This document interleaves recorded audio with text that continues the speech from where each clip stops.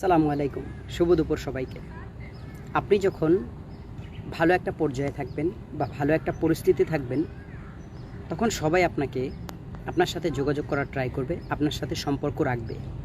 কিন্তু আপনি যখন দেখা যায় যে আপনি খারাপ একটা পরিস্থিতিতে আছেন, এখন আপনার কারো হেল্প দরকার বা আপনার কাউকে এখন প্রয়োজন, তখন দেখবেন আপনার সামনে কেউ এগিয়ে আসবে না।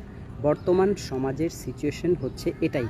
কিন্তু আসলে মানুষের কি এরকম হওয়া উচিত কিনা আমি আপনাদের কাছে প্রশ্ন তুলতে চাই। দেখুন, যারা আপনার খারাপ সময়ে আপনার পাশে ছিল, ওই ব্যক্তিগুলো কিন্তু দেখা যায় আপনার আসল মানুষ।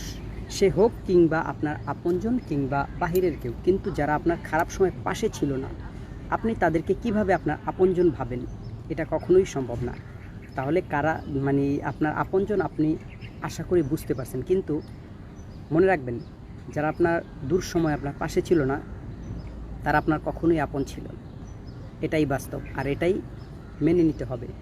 মনে রাখবেন, মানুষের জীবনে অনেক ধরনের, অনেক প্রকার চলার পথে অনেক মানুষের সাথে দেখা হয়, কিন্তু সবাইকে কি আপনি আপনার মনের মতনভাবে পেয়েছেন কিনা, মানুষগুলো কি আসলে আপনার পছন্দের মানুষ কিনা, এটাও বুঝতে হবে।